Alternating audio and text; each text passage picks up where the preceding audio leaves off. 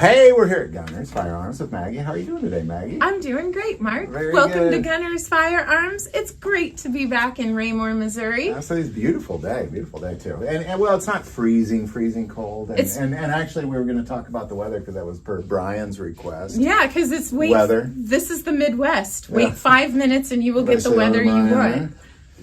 Brian, weather thoughts. It's going to get cold. It's going to get chilly. Make sure you don't put your coats away yet. It is Missouri. There's going to be ice and snow by the middle of the week. Hell Will yes! the kids have school or not? That is the question. One of my least favorite things to do as a principal is call snow days. Why? Because here's the thing. If it snows, half of the population of students and parents are going to hate you because it snowed. Because it snowed, half of the population of the students and parents are going to hate you. Because if you call a snow day, half of them are going to hate you. If you don't call a snow day, the other half are going to hate you. And so in the end, you just might as well do what's right. Yeah. Wow! That ties in perfectly to gun sales and everything as well, because if you have something you're pissing off people, 50% of the people either way. Yeah. Either you do not have what they are looking for immediately on your shelf or in stock, they have to wait to get it, and they don't want to wait. So you're ticking somebody off. I always had a saying. Actually, this wasn't my saying. I had a mentor, an old principal of mine that taught me a lot, and I live by this. Is there's certain things you're going to do that no matter what you choose, you're going to be the hero and the villain. No matter what you choose, some people are going to hate you, some people are going to love you. So you might as well pick the right thing. Yeah, do what's right. Yeah. At the end of the day, do what's right. Well, hey, speaking of doing what's right, and making people upset at your choices. Yeah! We aim to please. We aim to please. So we were talking about it, I briefly a little bit ago, and I just want to chat about this because I am of belief that the paper forms, when you fill them out, they stay here, like you mentioned. They don't go anywhere. If somebody needs information off that, they have to physically come here. Yes. Or call here. But yet, then there's a lot of people doing it online. Doing it like you get out the laptop and you fill out your digital forms. It's computerized. And I would argue that is being stored. It has to be to be stored somewhere. Right, it has to be stored somewhere. And my guess is you guys don't have a supercomputer back there, so you're not storing that information. No, we do paper nor is forms. Any other. Well, but even the places that do, because there's a couple gun stores that I won't go to because they do that, but that would be a digital registry. Am I right? They have a digital backup of all of that that can be accessed at any time, even remotely by. Usually it's by the owner of the company, the managers, the people that have access to that, but it's stored digitally. Who protects the digital data? Well, and I would argue that I'm not necessarily worried about protecting my data because I am sure that there are probably about 400,000 websites that are on the dark web that could access all of our information. Oh, I'm sure. Like somebody could buy every American's information for probably less than $1 million. Yeah. So it's not really where, it's more the fact that I always appreciated the idea that there's not a registry. There's not a gun registry, a federal registry, but it feels like that's kind of what that is. Am I right? I mean, I guess you wouldn't necessarily know if I'm right on that either. I would not know, but yeah, it does feel a bit like that. The thing is, when you go to the digital, it removes so much of the small human errors that they catch you for and can revoke a license for. And it removes a lot of the stress that is tied to finding those tiny little errors and being extra nitpicky on the paperwork. What is this? Is it a letter I? Is it a number 1? What is this, a 6 or is this a 0? The way that it's written on the paper form. Typed in, those are those actual numbers that were typed in, and then on digital, usually if you're filling out one of those and you make an error, it kicks it out of the system. A lot of times the errors are retained within that system because that provides a marker. So if the same person tries to come back within a time frame set by that system and reapply, the system will kick them out again going, no, we told you no. And we have the information that says you're the same person that we told no before. We're still going to tell you no now.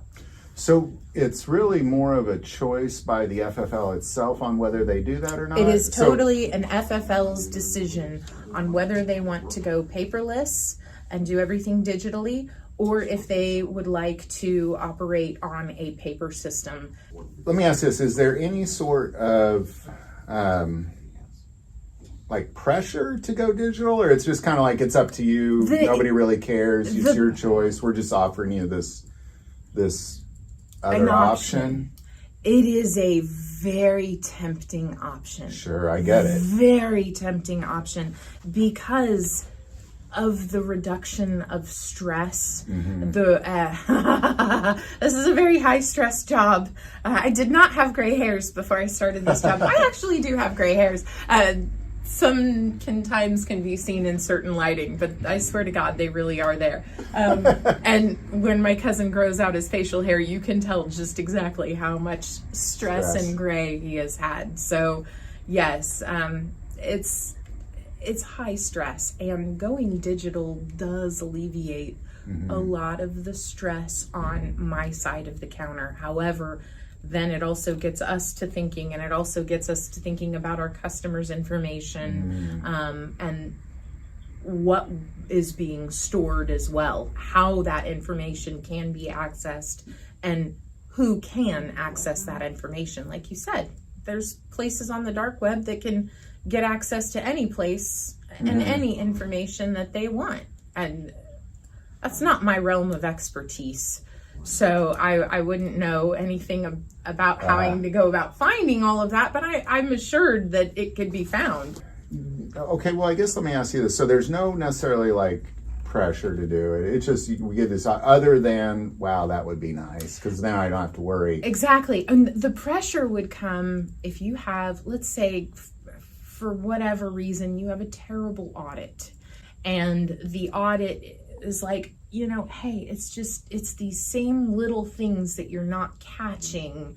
But if you pushed on a digital system, that system catches those errors for you.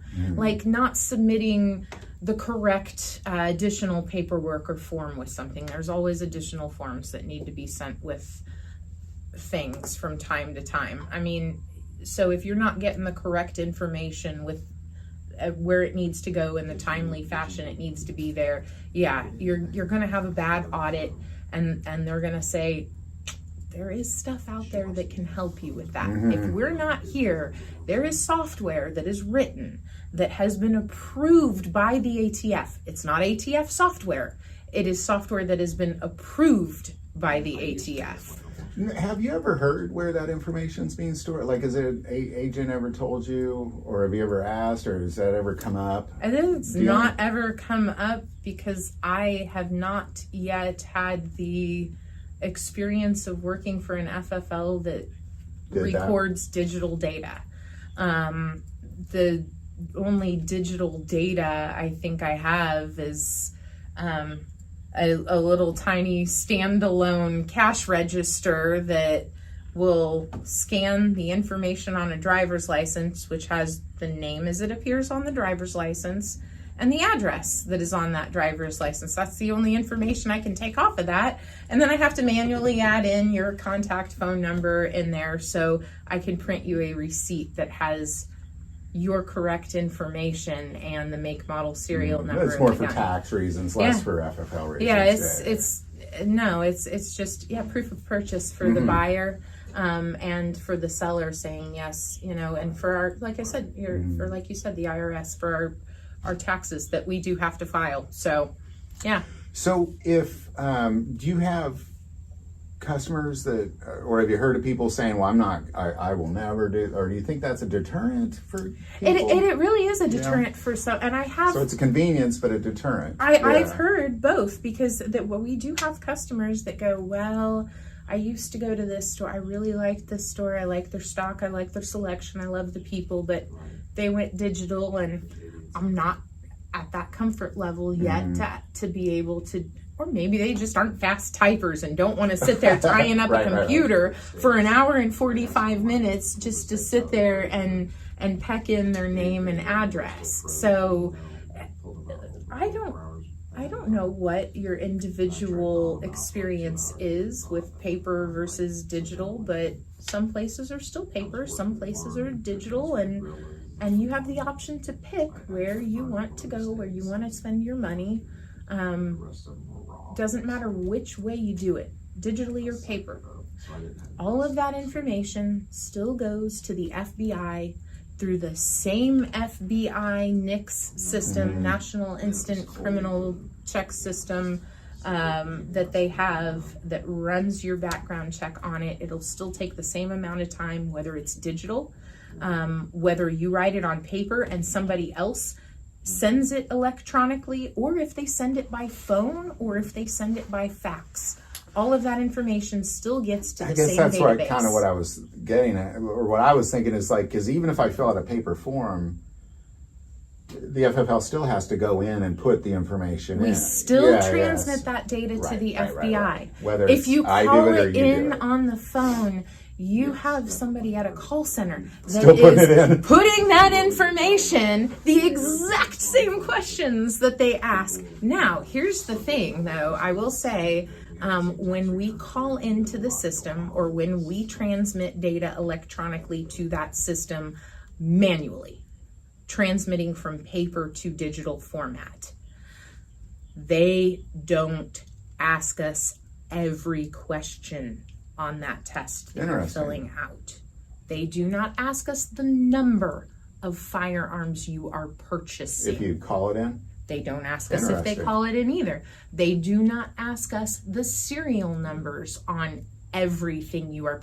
They don't even ask us for the one. If you're only doing one, they don't ask us the serial number. If you're doing 201, they don't ask us the serial number. Now, if you are doing 201 guns on one transaction, they'll probably ask. They will ask, when will you be opening your business and how can we help you? Because that indicates an intent to a purchase that large all at one time usually indicates intent to distribute. So this is what they're looking for. And if you think they are collecting your data and how are they getting my information and why do they know this? They're only going to get that information if your gun turns up used in a crime. Gotcha. And then they're going to have to, like, if your gun is stolen and used or something, trace it. Yep, and then they just reverse trace it through the manufacturer. It goes down the line until they call that gun store to physically go into the back room and pull that paperwork and say, yes, I can prove that Mark is the owner of that firearm. So really kind of what it sounds like is if no matter what, your information's going into some sort of a system, whether it's paper, phone call, or digital. But if it's a paper application, it's limited information. It is very limited. Whereas if it's digital, it's all of the information. But it's still going in the same place. It's only going. It's all going to the exact same place. But I mean, it's still got to be filled into the same database form. But when you type in all that information digitally in there, instead of having somebody handwrite out that information, I don't know. I can't guarantee that all of the digital information is not transmitted and it's only the necessary line items. Gotcha. But I can, if we're filling out paper forms, I can tell you that I'm only gonna fill out and send the information that's required. I'm not sending any additional information. Interesting. Well, that's good stuff. Well, gosh, Maggie, thank you so much for that. I appreciate it. You're so that's welcome. fascinating. Because I thought the same thing. I thought, well, no matter what, it's going to the same place, but that's interesting that it's a lot more it's everything if you do it digital. I love you guys and girls that come in thinking that they know every serial number you've ever bought. No. I mean, if you give them a lifetime, they can look it up. But it'll maybe take a lifetime. It would. Every single paper record and everything that they'd have to go through. But as things go digital, more information is stored and can be stored in smaller spaces. So it's not systems of caves holding file boxes of paper forms anymore. All right. So. Well, that's great. Thank you, Maggie, for all that information. I appreciate it. You're welcome. All right. Well, we'll just keep on chatting. Let's keep chatting. Bye-bye, and guys. we'll see you next time.